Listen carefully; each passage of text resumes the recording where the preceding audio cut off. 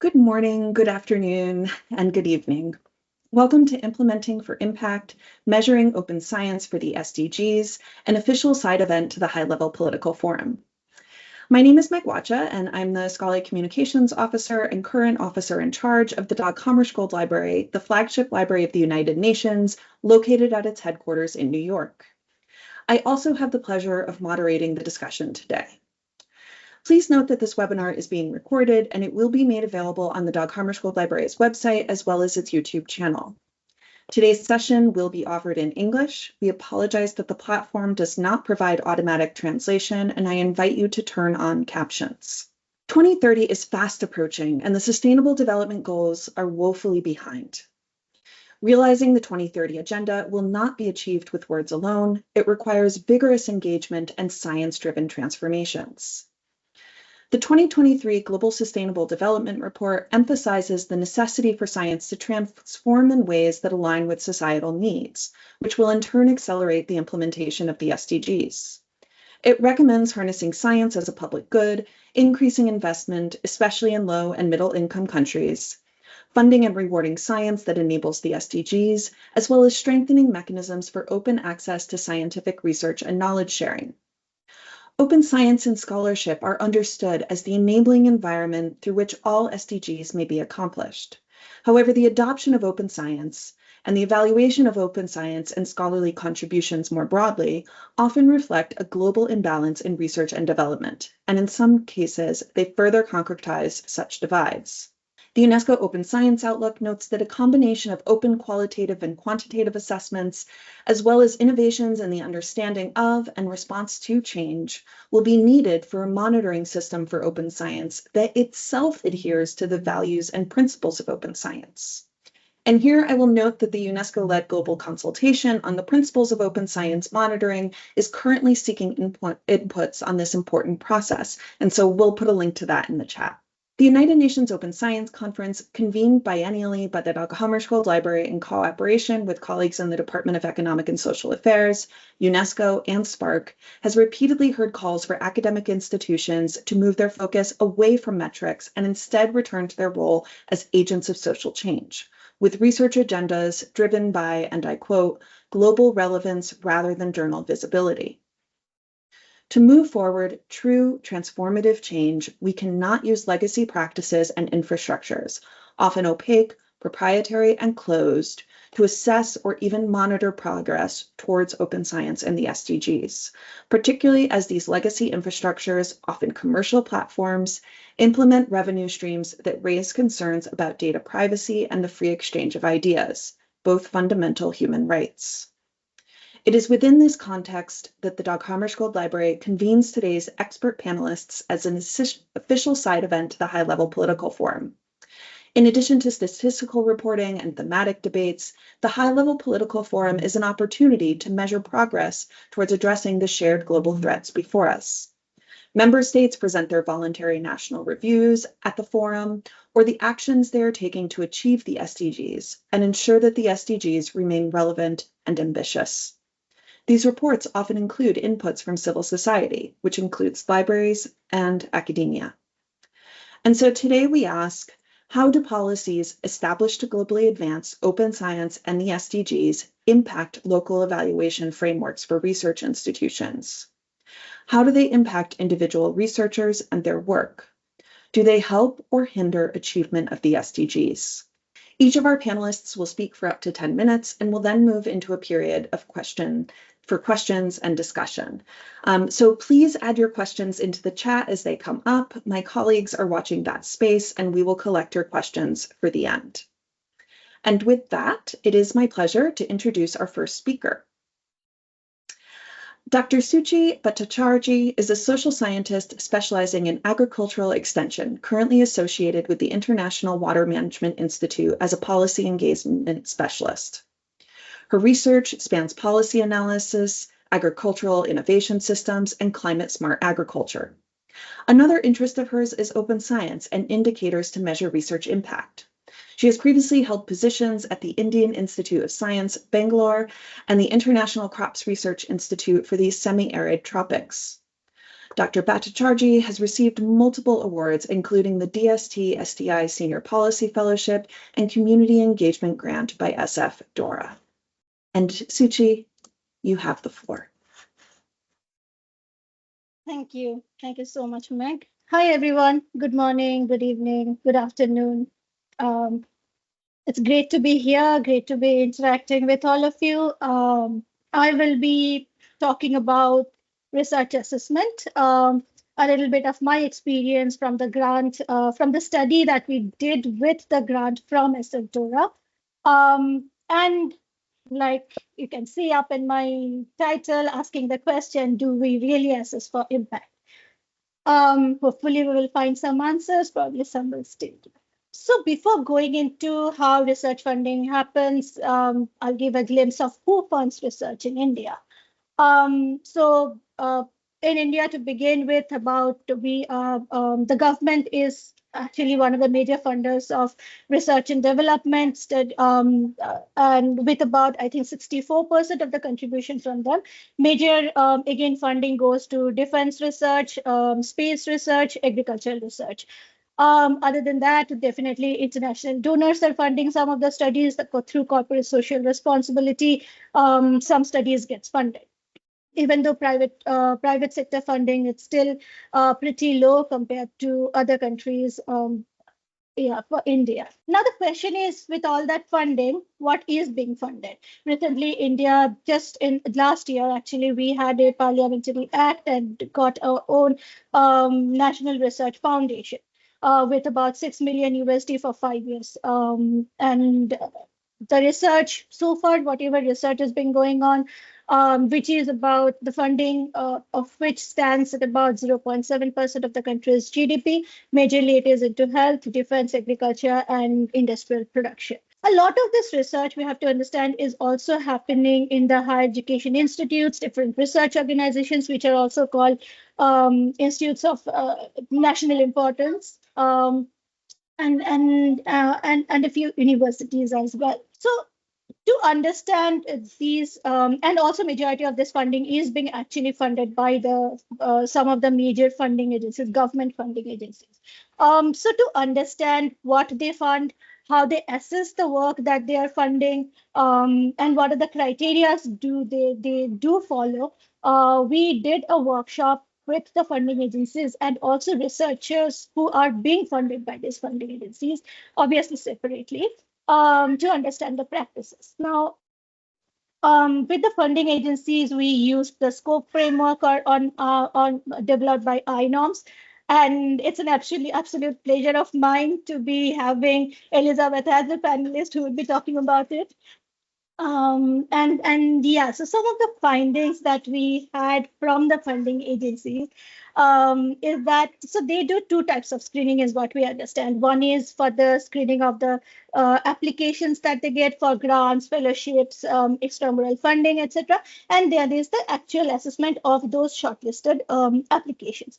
So the screening is completely quantitative. It is about the number of publications that the researchers or the applicants had, the some cumulative journal impact factor that is being taken into account, H index, number of years of experience, their marks at different levels of their education, and such kind of thing, but it's completely quantitative. In the further assessment of the after the screening, then some qualitative criteria do come in, but then still quantitative does not really go away. Yeah. For universities, it's completely quantitative. It's just some minor aspects, qualitative aspects are there, but it is mostly quantitative about number of publications, impact factor of journals, and such kind of things. Same goes for the autonomous institutions, which are also institutions of national importance. Interestingly, some of the premier academic institutions in the country, which are also coincidentally with some of the best funding sources, have moved into qualitative funding, qualitative assessment practices. But if we delve deep down, what we understand is that even in those, qualitative also comes in the journal impact factor somehow. So that is something that never goes away. And also, interestingly, because these are the places, these are the institutions which have a good amount of funding, they do get to, it's not basically a difficulty for them to either have access to the journal articles, all the knowledge behind paywalls, which is coincidentally being funded by public funding, but also to pay for access, different types of open access. One of the counter argument that always comes in is about quality. So when we are talking about quality, along with quantity, it is said that these journals, this prestigious, quote unquote, prestigious journals also publish quality articles. So that part does get into, like, get considered when they are getting published in the, or publishing in journals behind paywalls, high impact journals behind paywalls, most of them. But also, along with the funders, we did have a discussion with the researchers who are being funded by the funding agencies to understand what do they think about the research assessment practices that are going on. And one of the things that came up regarding understanding impact and measuring quality of work is that there is currently no proper criteria to understand how do they measure quality. So if a funding agency says that we have accepted or rejected an application based on the quality of the study, they, most of the time it happens that they do not get a proper explanation of what that quality means. So that feedback is not there, but also proper criteria are not there, as it is well defined for quantitative assessment. So because of that, trust and transparency issues, the back and forth continues, and we do not have proper qualitative assessment criteria till now. Also, it happens that most of the quality that is being talked about, and it comes also with some infrastructure, some level of funding, some level of resources, which again kind of remains with institutions with high beta funding and high level of funding, and smaller universities and smaller institutions probably kind of gets overlooked in the whole process. So there is a lot of equity issues as well. It's not just about the quantity and the quality, but the kind of inherent nature of how assessment is being done. But then also, because I come from somewhere, or I currently am involved in organization, or in throughout my career, actually, I have been in organizations which have neither, like somewhere in the middle, basically, it's not exactly hardcore research institutions, just focusing on complete academic work, but also not completely in the development sector. And my research also has been kind of evolving in that kind of middle ground. And what I understand is things becomes a lot more trickier there. I work on climate smart agriculture. I work on participatory groundwater management. And when we talk about climate smart agriculture, if you see talking about its impact, it is not something that can be done by a researcher sitting in a lab.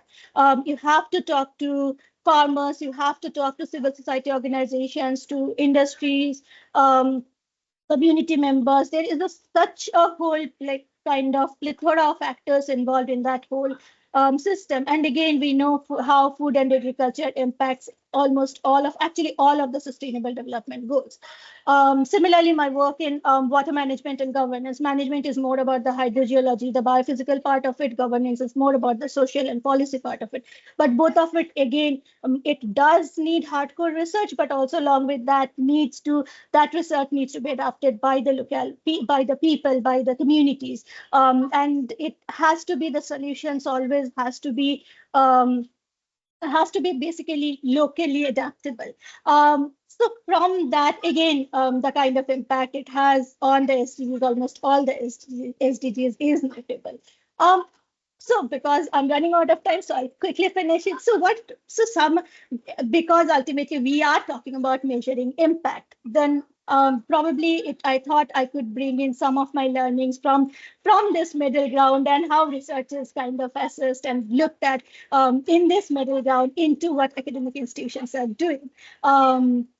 And what I understand is some of the things that can be done is clear articulation by the funding agencies, academic institutions, is clear articulation of the impacts and the outcomes that they are looking at. So every research that is some way is contributing to the existing knowledge, contributing to some innovation. It is probably always sometimes contributing to enhancing the existing skills and capacities of different actors in the domain. And also sometimes we look at policy design, impacting policy design. So along with articulating all this clearly, it is also needed that the diversity of outputs are recognized, because journal papers are really not the only type of knowledge output that researchers can come up with. And these need to be recognized to kind of make them more popular and move away from basically take knowledge away from behind the paywalls, mapping to impact areas, clear identification of outcomes, impact areas and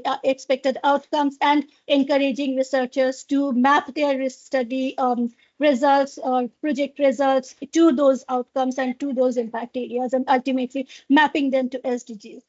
So these probably could be something, this needs a little bit of rethinking. There's a lot of co-learning space available, and probably funding agencies, universities and other stakeholders need to work and kind of have those dialogues to integrate these learnings into the existing practices. Thank you so much, Suchi, for your wonderful intervention. It is now my pleasure to introduce Dr. Giannis Tsakonas. Dr. Tsakonas is director of the Library of the University of Patras in Greece. He has been a member of the executive board of LIBER since 2016, serving the association as vice president since July 2022. He was previously elected to the board of directors of Hellenic Academic Libraries Link, HEAL Link, a consortium of Greek academic libraries, and he has served as vice president of the Hellenic General Council of Libraries, a body of the Ministry of Education, Research and Religious Affairs, monitoring the operation of Greek public libraries. He currently coordinates the Scholarly Communication Unit of HEAL Link, and he is a member of the managing committee of the Knowledge Rights 21 program. Gianni, you have the floor. Thank you very much, Megan. Thank you very much for the invitation and for attending this panel. Good morning, good afternoon, good evening to everyone. It's a great pleasure. I hope that I will stay in time because as you said, Megan, I'm wearing many hats and I will try to stick to at least one of those. But maybe I will do, some, crossovers. Now, the panel itself and the title of the panel raises many matters. For instance, how we implement SDGs, how libraries contribute to the implementation of SDGs, how do we monitor open science, and how SDGs are reflected on this monitoring. I guess that when we are talking about open science, inevitably we have the introduction of the other stakeholders, stakeholders who currently serve the current paradigm, and they are bringing all these distortions that we would like to change.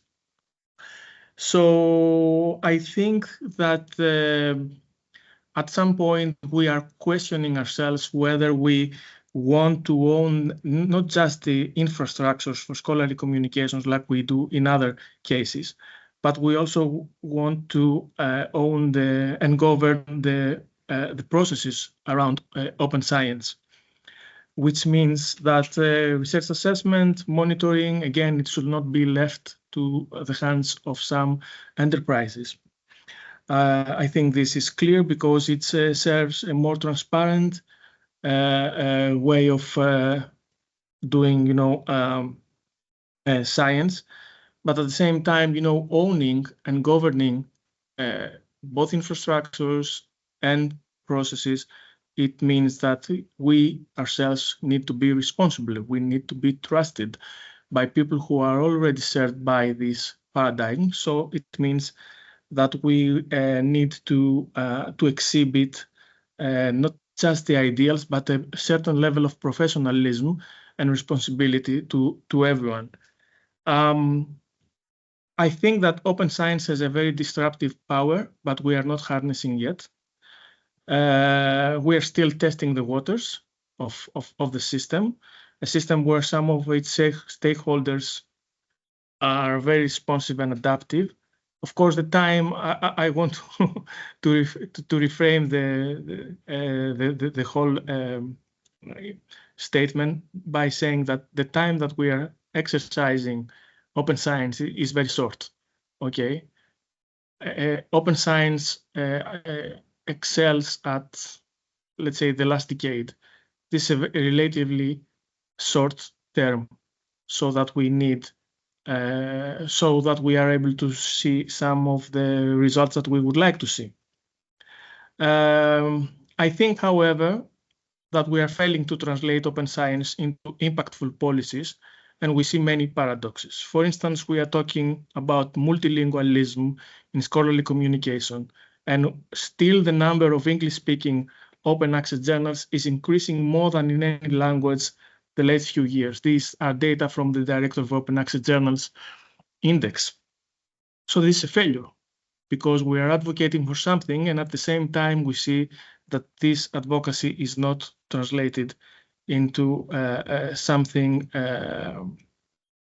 impactful.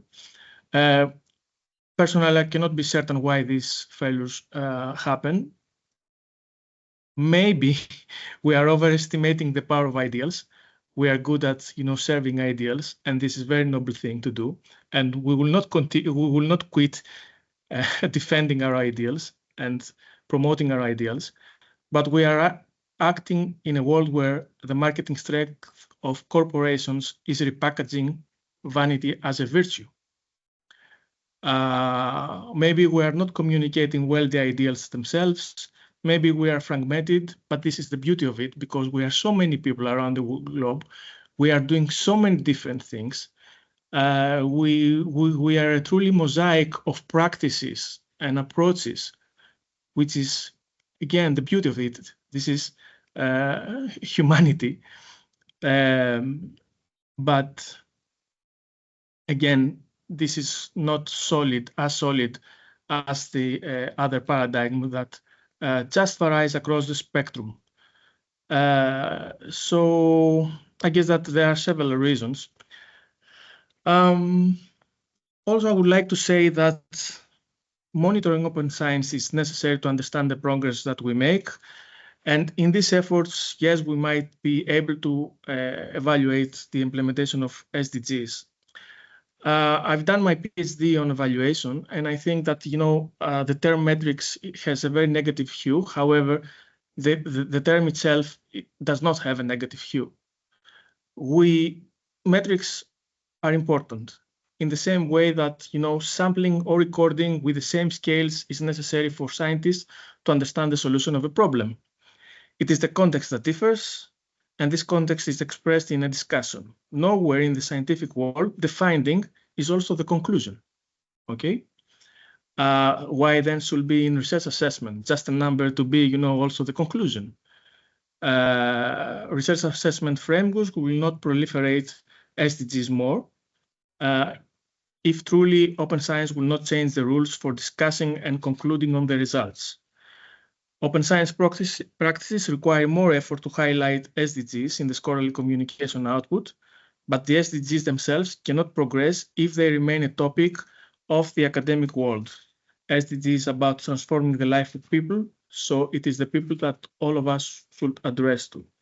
Therefore, I think that, in order to understand the implementation of the SDGs and to see how we deal with the associated challenges in our countries, we should take the discussion with the civil society, we should take the discussion with policymakers, we should take the discussion with everyone else outside academia. Okay, the discourse cannot be limited to the English-spoken scientific literature that is indexed by certain databases, like ranking systems do. They still do the same thing. So I think that we need to see how the SDGs concepts and the practices are introduced in universities, in research institutes, in, again, civil society, schools, and so on. I think that this is, for start. Wonderful. Thank you so much, Gianni, for your intervention, and as with all of our panelists, for the work that you do. It is now my pleasure to welcome Dr. Yensi Flores-Bueso. Dr. Flores-Bueso is a Marie Curie postdoctoral fellow currently working on developing novel cancer therapeutics via a collaboration between cancer research at UCC and the Institute for Protein Design at the University of Washington, Seattle. In addition, Yensi is committed to promoting inclusion, diversity, equality, and access in academia through science policy and outreach. She leverages her access to the platforms provided through leading roles in the Global Young Academy, the Young Academy of Ireland, the Coalition for Advancing Research Assessment. She served as a steering board member of the CoARA in 2023 and in 2024, and she serves as a co-chair of the Global Young Academy. Yensi, you have the floor. Hello, hi. It's a pleasure to be here and talk to you about some of my work and that of my colleagues in young academies. It is believed that the democratization of biology will be driven by implementation of computational tools. One of my main goals is to expand knowledge in this field in low and middle income countries.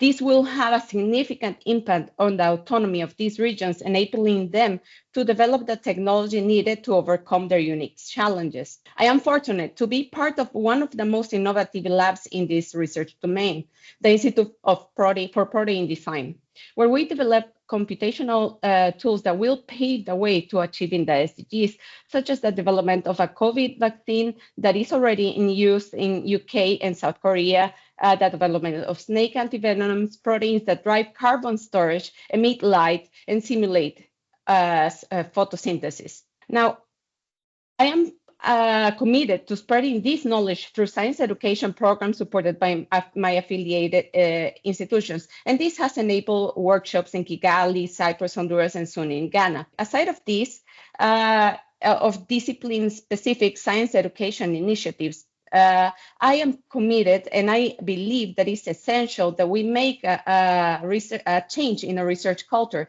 specifically how we evaluate researchers.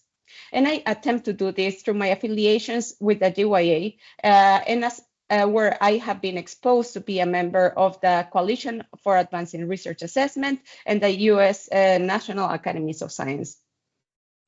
Why this? Because as a native of Honduras, I understand the limitations that researchers face in similar regions, such as the lack of accredited training in molecular biology for me, access to master's or PhD programs, and local funding initiatives. While this fosters traits like independence, resourcefulness, creativity, and persistence, these strengths are often go unnoticed by reviewer panels that apply uniform criteria through a tick in a box exercises without having any understanding of the context. In my personal experience, and since very early in my career, it took years of persistence to achieve this. And it only happened after two key factors were available to me: a contextualized scholarship program and a master's program director who conducted a qualitative assessment of my application via an interview. Now, why is this relevant for science? For this, we need to ground ourselves and ask, what is science and what is it for?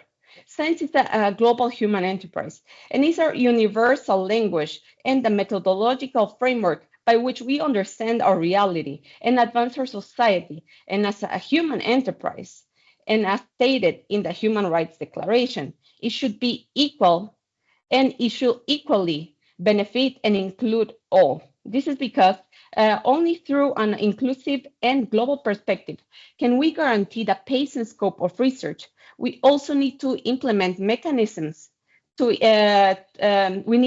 mechanisms to implement and communicate scientific knowledge effectively. And ultimately, this is because we need the trust and the support of our society. Thus, we need to strive for this, to achieve this, we need to strive in science communication, science policy, and research integrity. Think of science as a common good, where research funding is appreciated as a public investment for the benefit of society, and where members, states, are accountable of aligning scientific values with universal human rights and protect the freedom and responsibility of science. Despite of all of this that we know, we have seen in a study conducted by 30 GYA members, where we examined the promotion criteria for professorship across 532 policies from 190 academic and 58 governmental institutions in 121 countries. We revealed, this study revealed that we have significant challenges to achieve this. In this study, we found that almost universally, all policies focus heavily on three dimensions of research outputs, teaching, and funding.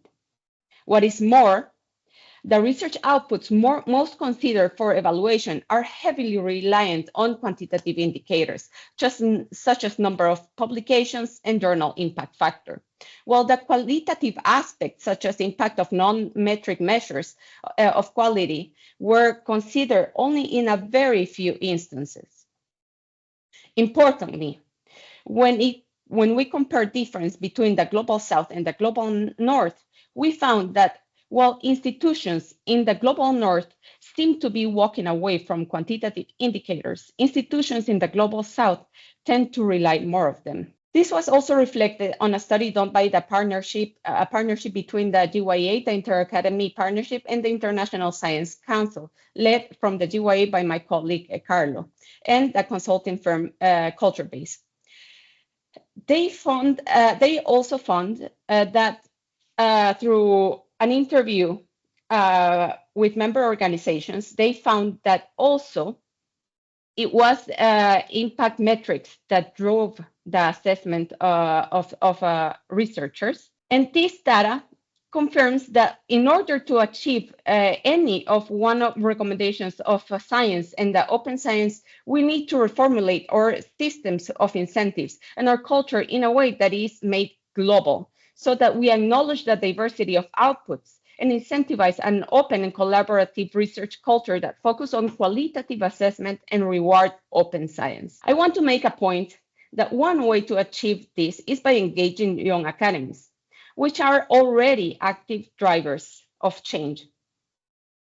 In the tri-party study presented early, it was also found that early career organizations are the ones taking the lead in driving change. The young academies, such as that of Zimbabwe, Netherlands, Mexico, and Spain, among others, are already implementing changes in the way that they assess their peers and collaborate with other organizations. Young academies provide a safe space for researchers to implement change that better adapt to their needs and offer platforms to engage with different initiatives. For example, with the Global Young Academy, we members have access to engage with platforms such as CoARA, which we actually engage since very early, in the development.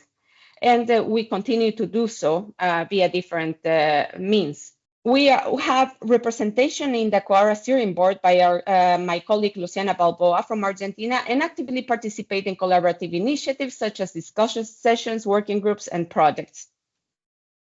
As I mentioned, since early stages at the GYA, we were active participants of a consultation process that together brought 360 organizations that led to the agreement on reforming research assessment, a document that states common objectives, principles, and actions that were agreed upon by these participants and established a way forward to implementation based on shared principle, commitments, and a time frame.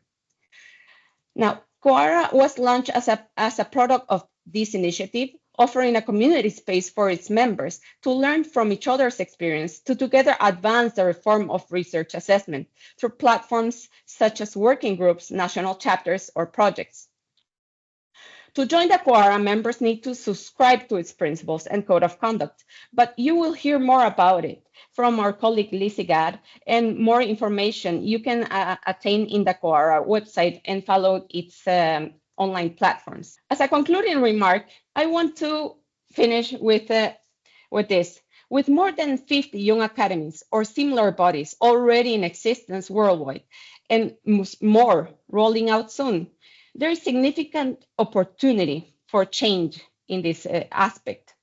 And I want to call upon to use these structures as an agency of change. And with this, I want to thank you for your time and for the opportunity to present with you. Please get in contact with us if you have any doubts or any questions. Thank you. Thank you so much, Yensi, for your intervention today. It is now my pleasure to introduce Dr. Elizabeth Gadd. Dr. Elizabeth Gadd is Head of Research Culture and Assessment at Loughborough University in the UK. She chairs the International Network of Research Management Societies, in norms, the Research Evaluation Group, and is a vice chair of the Coalition on Advancing Research Assessment, CoARA. She co-authored the UKRI commissioned report, Harnessing the Metric Tide, Indicators, Infrastructures, and Priorities for UK Research Assessment, and was the recipient of the 2020 Norms Award for Excellence in Research Management and Leadership. Lizzie, you have the floor. Thank you so much, Meg. And this follows on very nicely from Yensi. So thank you very much, Yensi, for your intervention. I'm just going to spend a few minutes talking about how we can assess open science and the SDGs responsibly. So this is some data similar to that Yensi shared. This is from the EUA Research Assessment in the Transition to Open Science report survey. And when asked what counts in terms of career assessment, researchers overwhelmingly, so 80%, identified research publications as very important as being in terms of being assessed for career opportunities. And right at the bottom there, if you can see, sat social outreach, knowledge transfer, and open science. So the things that matter to research and to society don't matter in our assessments of researchers. So arguably, there is no incentive to do those things. And of course, the importance of broadening out our assessments to recognise the greater diversity of contributions to research is the first commitment of the CoARA Agreement on Reforming Research Assessment that Yensi introduced, in common with many other such agreements. The challenge I think that we've had is that this principle of valuing a broader range of contributions has been interpreted in rather an unsophisticated way. So the logic goes that, well, Goodhart's law tells us that we get what we measure. And because we've historically assessed and rewarded publications in highly cited journals, we've only got publications in highly cited journals, which is negatively affecting the transition to open research. So surely by the same logic, if we assess open research, we're going to get open research instead. And as we're hosted by the UN today, let's look at the UNESCO recommendation on open science as an example of this in practice, which states that assessment of scientific contribution and career progression, rewarding good open science practices, is needed for the operationalization of open science. Assess open research, get open research. But of course, it's not quite as simple as that. And there are a couple of assumptions that I think we need to challenge here. The first of which is that in order to incentivize something, we have to assess it. Otherwise, researchers just aren't going to do the necessary. And this is something that the fabulous Tal Yarkoni called out in his blog post. No, it's not the incentives, it's you. Reminding fellow researchers that if they aren't going to do the right thing simply because it's the right thing, perhaps they're in the wrong profession. But leaving that aside for one moment, we have to recognise that there are many ways to incentivise behaviours. We don't necessarily need to measure an activity to incentivise it. We all know that researchers are assessed from dawn till dusk, for recruitment, probation, appraisal, tenure, grant applications, journal peer review. And this, in combination with a highly competitive working environment, makes academia a hotbed for toxic behaviours and mental health difficulties. If we're looking to openness to improve our research culture, incentivising openness by measuring it feels pretty counterproductive to me. We don't want to switch from publication-based forms of exceptionalism to open science forms of exceptionalism, but away from exceptionalism altogether. Or to put it another way, adding open to a broken thing just leaves us with an open, broken thing. The second assumption I'd challenge with regards to rewarding openness is that by so doing, everyone will miraculously cease to care about damaging citation metrics and instead focus only on making their research as open as possible.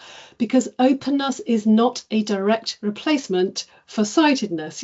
Both arguably have a link with quality. Openness may lead to it. Citedness may indicate it, but they are not the same thing. So we can add open research requirements to our promotion criteria, but we are still left with a conundrum as to how to assess research quality. And until an alternative is found, folk are liable to keep relying on citations as an easy but false proxy for quality. And of course, it's not only openness to which we apply Goodhart's law. We see now it happening with the SDGs. Again, it feels very logical. We care about the SDGs. We want to incentivise the SDGs. We should assess the SDGs, and then everyone will get on board. So we now see things like the Times Higher Education impact rankings, which assess universities based on their contribution to the SDGs. What could possibly go wrong? Well, let me tell you. Firstly, we are in danger of creating significant disciplinary winners and losers if we over-fixate on the SDGs as a frame for our assessments. So the SDGs define a specific, very important set of targets. However, they are not our only targets. And whilst all disciplines might have the option of contributing in some way to achieving the SDGs, some disciplines have significantly more opportunity than others. So if institutions start assessing their worth and the worth of their researchers solely based on the extent to which they contribute to the SDGs, our musicologists, our literary theorists, etc., are definitely going to have a tougher time than our epidemiologists. Secondly, we have to think carefully about assessing research and researchers on the sustainable development goals if those assessments are not themselves equitable or sustainable. And of course, the biggest challenge to the sustainability of SDG assessments is the use of bibliometric data to count contributions to the SDGs. Not only do we know that the art of allocating papers to the SDGs is a very serendipitous affair, and depending on how you classify your paper will affect the outcome of that assessment, but we also know that the main data sources used in bibliometric assessments are hugely biased towards the global north, as this data shows beautifully, where 81.6% of the Scopus journals, again used in the Times Higher SDG impact rankings, are based in the global north, which is deeply ironic given that the SDG 10 calls for reducing inequality. But of course, beyond all these technical challenges of actually fairly assessing an entity's contribution to the SDGs lies this bigger issue that by so doing, we are turning the SDGs into a vanity project, that researchers and research institutions become more concerned about whether they look good rather than whether they are actually doing good. Research outputs are not research outcomes, although there's a hope that one might lead to the other, but the measures that we're currently using to assess research contributions to the SDGs are not outcome related at all, because it's hard to make that link. So what we count is what's easily counted rather than what actually counts. Because the truth is, of course, that the SDGs already have their own measures, they have their own targets, and they don't bear any relation to the things that win you points in the Times Higher impact rankings. In fact, none of the indicators used in the Times Higher rankings, things like preventing student hunger and food waste tracking, appear in the SDG targets at all. The real SDG indicators focus on things like proportion of the population living below the poverty line and the number of people who died in the process of migration. And again, I'm not saying that publishing papers in these domains might not ultimately contribute to meeting those targets. I'm saying that these are the targets we should be fixated on and not proxies invented for the purposes of making universities look good. And it's the same with open research. We make it a competition at our peril.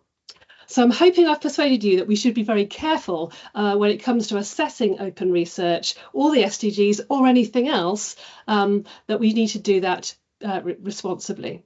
But it's very easy to point the finger and much harder to actually show the way. So I do want to finish with quickly with a solution to the challenge of assessing responsibly. And this is through what Suchi has already talked about briefly, the INOMS scope framework for responsible research assessment. So scope operates under three principles. Firstly, to evaluate only where necessary. We know researchers are over-evaluated, and this is having a negative impact on research culture globally. And assessing behaviours to incentivise behaviours is not always the appropriate course of action. So it's important that where we do assess, we do so proportionately and probably a whole lot less than we're doing at the moment. The second is to evaluate with the evaluated. So the world is recognising the nothing about me without me principle in all walks of life. Evaluation is no different. Evaluations should be co-designed and co-interpreted by the communities being evaluated. And the third is to draw on evaluation expertise. So many of our research assessment methodologies do not match up to the standards of rigour that we would apply to our own academic research. We need to draw on the appropriate expertise when designing evaluations. And briefly, the 5 stages of scope are firstly to actually start with what we value about the thing we're evaluating. Is it papers that may or may not be assigned to an SDG? Or is it the actual delivery of the SDGs? Is it more and more outputs openly available at increasingly high article processing charges? Or is it a culture of community-governed openness which spans the entire ecosystem? And then C, to consider the context in which we're evaluating. So the approach that we use to assess at university level is very unlikely to be appropriate when assessing individuals for jobs, and what works in one discipline might not work in another. And then once you understand what you value and the context in which you're assessing, then you can explore your options for evaluating both quantitative and qualitative, thinking carefully about who is doing that evaluation, over what time frame and so on. And then when you've designed an evaluation, you need to probe it for 4 things: unintended consequences, discriminatory effects, how might this be gamed, and cost benefits. And then, of course, the final stage is to evaluate your evaluation. So I think that's my time up. I hope that was helpful. I think we can conclude that whilst we do need to fix research assessment for all sorts of reasons, simply switching out citation metrics for open metrics and global rankings for SDG rankings is too crude an approach. And by adopting a responsible evaluation framework like SCOPE, we have a much better chance of getting this right. Thanks for your time. Thank you so much for your intervention, Lizzie. It is now my honor to welcome Dr. Geeta Swamy. Dr. Swamy is the Haywood Brown MD Distinguished Professor of Women's Health in the Department of Obstetrics and Gynecology, Division of Maternal Fetal Medicine at Duke University. A highly accomplished clinician scientist, Dr. Swamy specializes in perinatal infection, maternal immunization, and complications of pregnancy. She is principal investigator on numerous grants and currently serves on the National Vaccine Advisory Committee. She is consultant on maternal immunization to the Gates Foundation, World Health Organization, and the National Academy of Medicine. Dr. Swamy is also the Associate Vice President for Research and Vice Dean for Scientific Integrity for Duke University and the School of Medicine. In these roles, she works with leaders across Duke to provide a consistent vision for research with regards to administration and operations, quality, and accountability. Dr. Swamy serves as the strategic lead for the Higher Education Leadership Initiative for Open Scholarship, HELIOS Open, a cohort of U.S. academic institutions committed to collective action to advance open scholarship within and across their campuses. Dr. Swamy, you have the floor. Thanks so much, and hopefully I'm going to provide information that is additive to the presentations thus far. So I want to talk a little bit of maybe at a slightly different angle, is a bit of how I actually even got involved in some of this work, and it really comes around to what I think about the benefits of open science, open scholarship to really promote transparency, integrity, and accountability.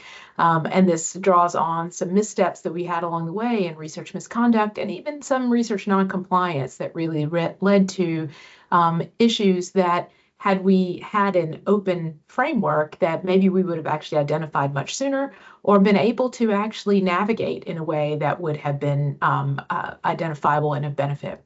I think it's really important to think about this not only from the perspective of the science that we look at from results and use of data and so forth, but also what is it that the public or the community is saying.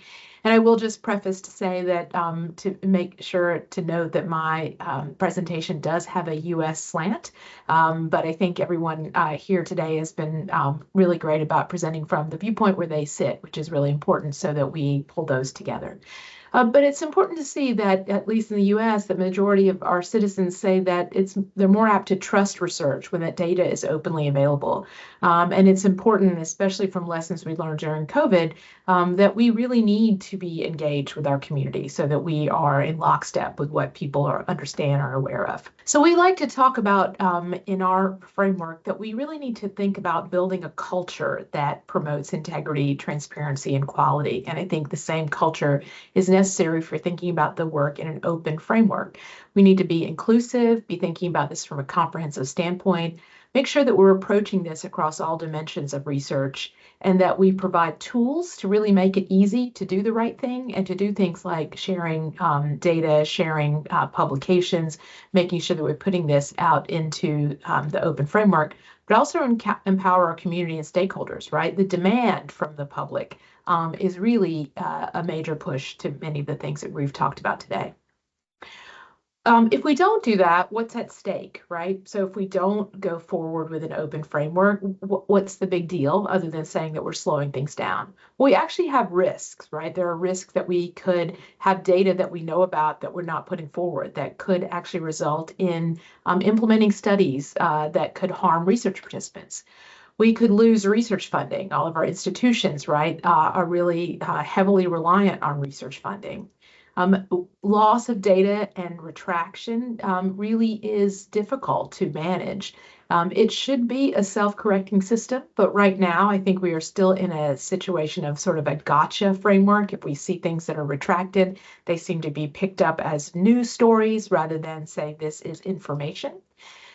We suffer at the risk of difficulty in recruiting top faculty and students to our institutions. Our sponsors lose confidence in us, right, about our ability to carry out the research that we proposed. And again, thinking about the trust that the public has in the academic space is really reliant, right, in a different way than we see, at least in the United States, in the way that the public looks at industry. And so we want to make sure that we are maintaining that, that trust that they've put into us. So when we think about what the research ecosystem is, who are the stakeholders that we need to be talking to and making sure that we have engaged? So our researchers, of course, but our publishers, our research sponsors, both from a government perspective as well as from nonprofit organizations, our institutions, whether they are academic or institutions of higher education, if they're institutions of freestanding research, as well as our industry partners in that. Data curators and managers are really, really imperative in this space of thinking about how we will move data forward to share, and again, the public or our community. So from an institutional perspective, I use this model actually on anything that we are doing that's at a large scale institution-wide space, and in thinking about how to protect and promote quality and integrity in research. We can put forth all kinds of policies and make things required, but we know that really then hits a note of one more thing you're making me do, one more thing that looks like it's a compliance factor, rather than thinking a bit more about what are the incentives, make it rewarding. Others spoke about how we need to make sure we're aligning incentives in that space. How do we make the things that we do every day in our research community about making sure that they are set up for an open framework from the beginning? So how do we make these practices just part of our normal everyday work?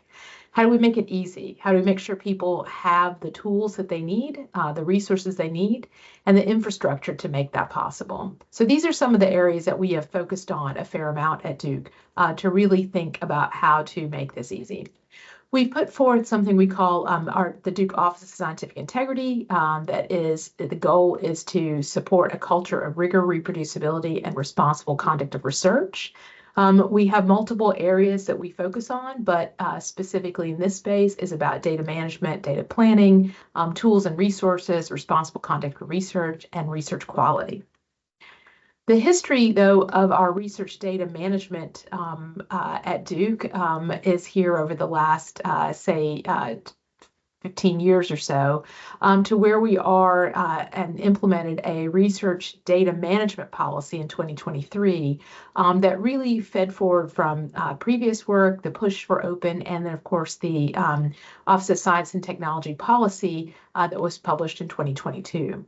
But it's important to note that it looks like, we just, that came out and we implemented a policy the next year, but it was actually an effort that took over 3 years. I would say that was a bit delayed because of COVID, because we actually started that out in 2020, and our target was to actually roll out and implement in 2022, but that was pushed out to 2023. But you can see here that given the scale and scope of such a policy, that we took a lot of time to assess this from a background and scoping perspective, to really over half of a year to socialize this amongst our research community through in-person activities, through Zoom interventions, through an RFI with feedback where we actually put forward all of the responses that we received, as well as our responses to whether that had an impact on the policy itself or any impact on our effort to implement or work that we were doing going forward.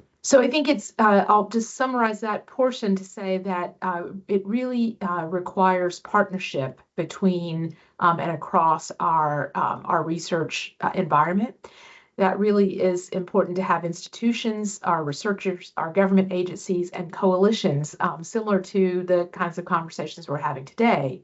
So I just want to touch a little bit on some of the things that you heard Megan say in my introduction, is that I am the strategic lead for something called HELIOS Open, the Higher Education Leadership Initiative for Open Scholarship.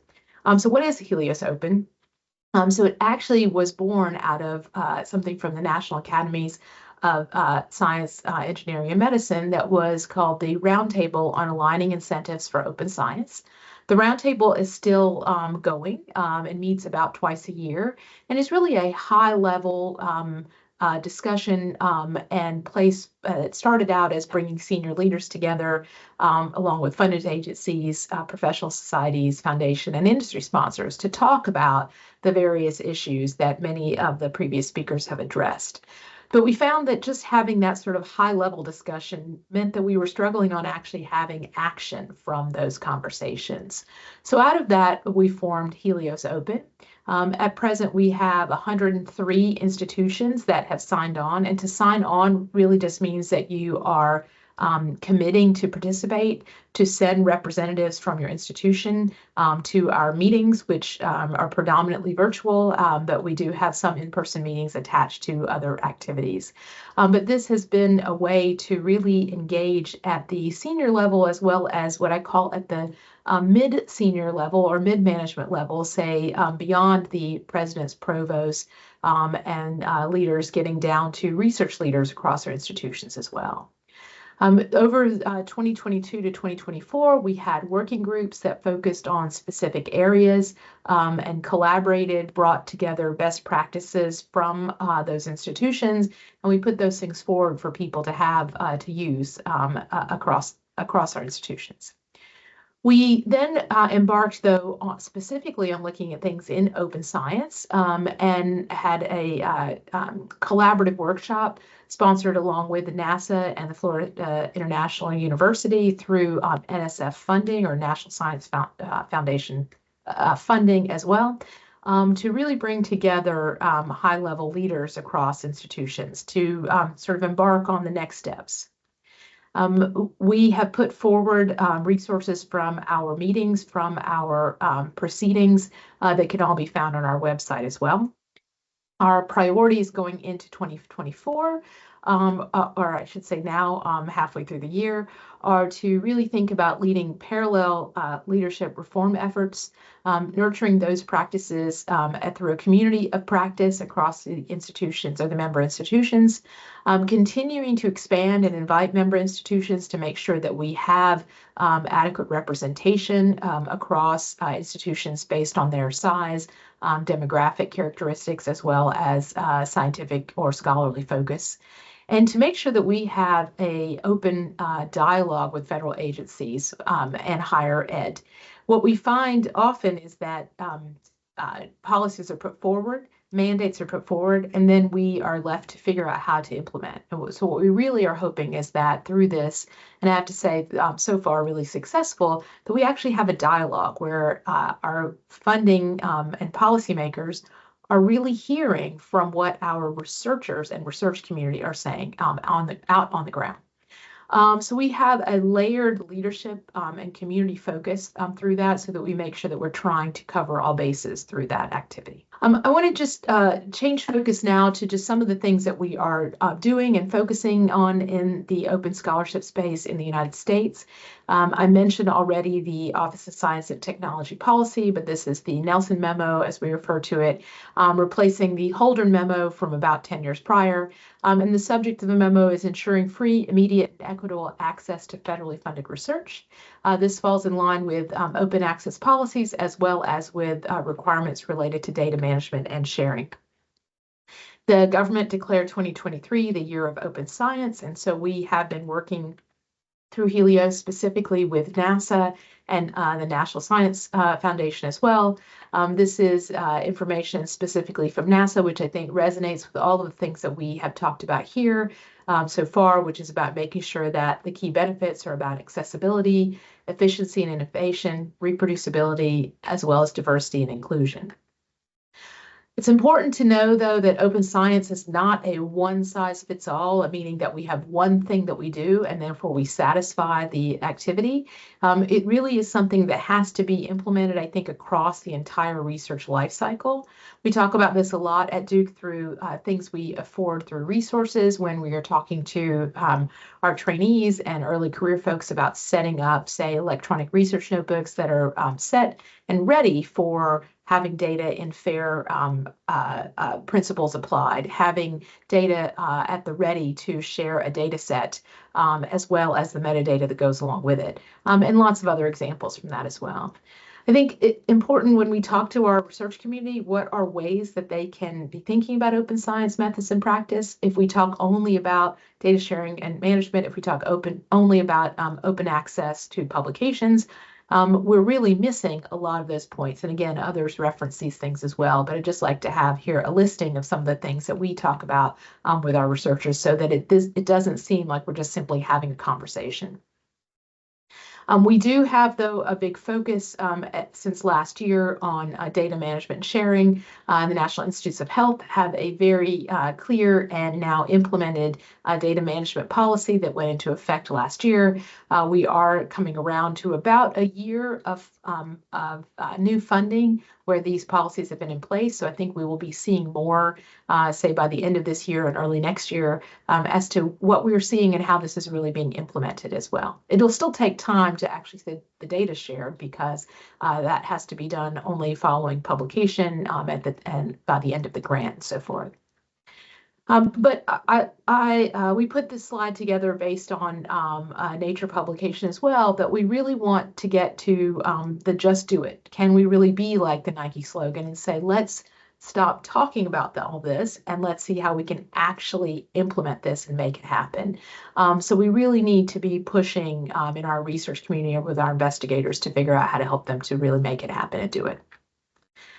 There is a very nice framework for advancing rigorous research. It doesn't have to be one space, and we can't just put it on the shoulders of our research community. We have to make sure that institutional leaders understand this. And I will say that in the United States, a lot of our institutions are still lagging. Duke University is a leading research institution, but I can tell you that the institutions we know that are not far from us that have really respectable research funding, but are not at the same level of what we call a research-intensive institution, are still in need of how to move this forward. And so we need to make sure that we're not leaving folks behind, as well as making sure that our funding organizations are lined up with ways to make sure that things are actually funded with regards to the things that are needed to do this as well.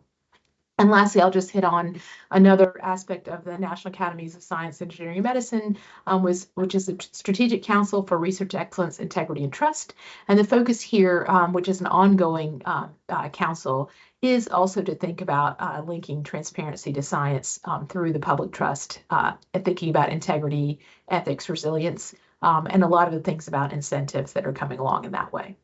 Thank you so much, Megan. Thank you so much, Geeta. And I will now invite our fellow panelists to join. Thank you so much to all for your interventions and for being with us here today. So my colleagues have very kindly been collecting questions in the chat. There's a lot of engagement around this issue. And let me see. So we have a number of questions. How do we encourage and support our initiative? Should our future be driven from the top or from the bottom? Can we provide institutions with the freedom to value what matters to them? Really, how can we effectively support those that are keen to drive change by removing the constraints to be different? So I see these as very interconnected points. And so I invite our panelists to respond. I think we're just stunned in silence by the range of questions that you're asking there, Meg. Could you ask us a specific question? So how can we provide institutions with the freedom to value what matters to them? Well, when you say how can we provide freedom to institutions, I don't know what power we have to provide that freedom to institutions, because institutions, well, depending on where you are in the world, have varying levels of autonomy, right?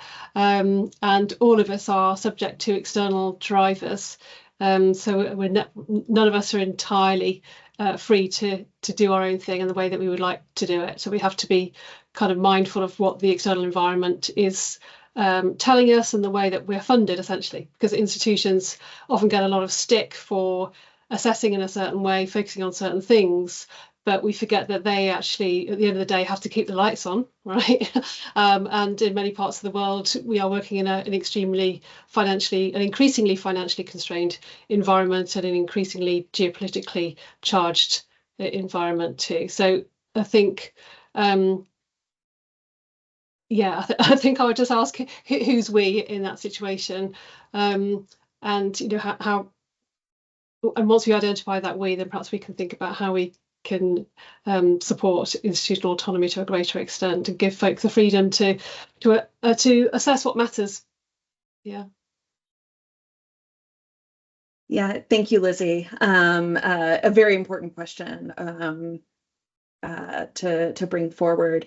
I mean, I think a number of your interventions spoke to the importance of co-designing objectives and frameworks with researchers from multiple career stages, disciplines, geographic areas, and a core promise of the 2030 agenda has been no one left behind, right? And so there's really this risk as we move forward.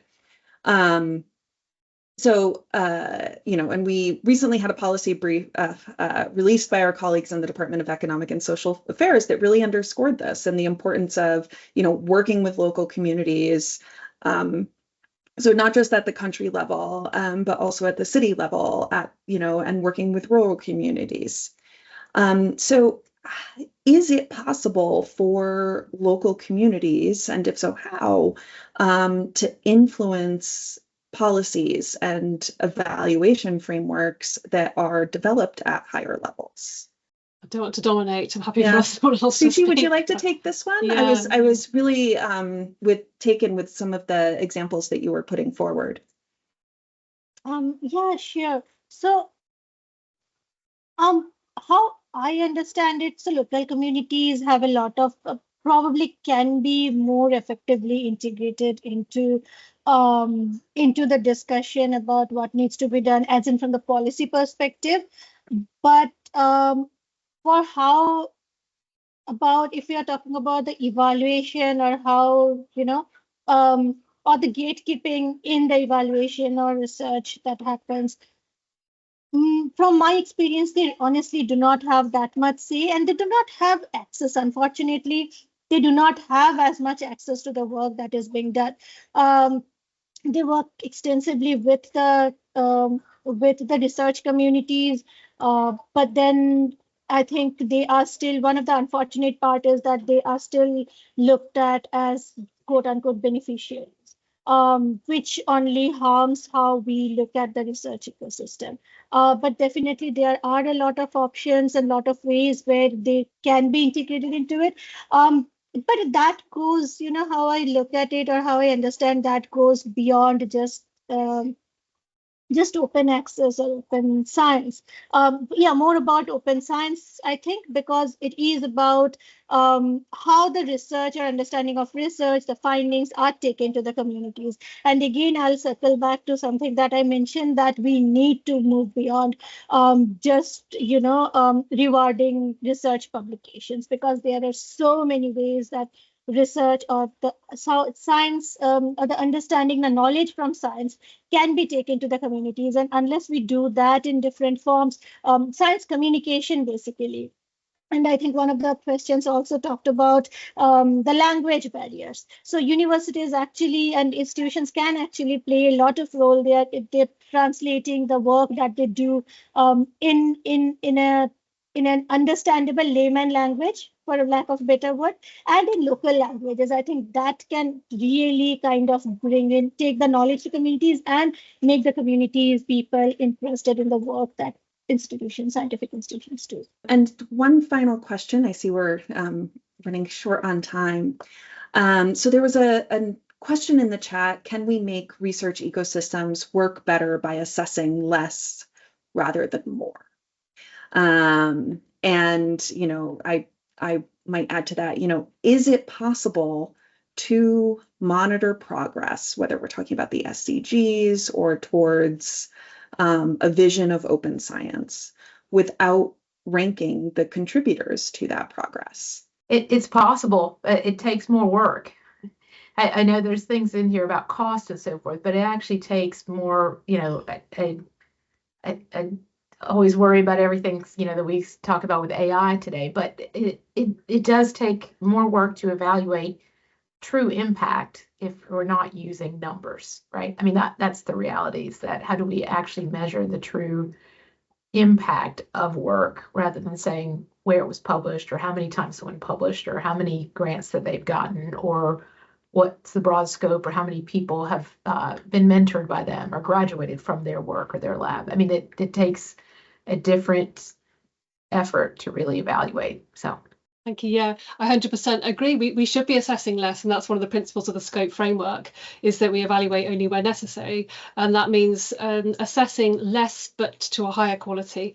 So so often we assess things and we collect data on things without any real purpose or function, use for that data. There's no real benefit in collecting that data and monitoring those things. We love data. We've probably got a research background, most of us. We love looking at the numbers and trying to work things out. We don't always need need that data. We certainly don't always need to use it in some form of assessment. So I think assessing less but to a higher standard is the way forward.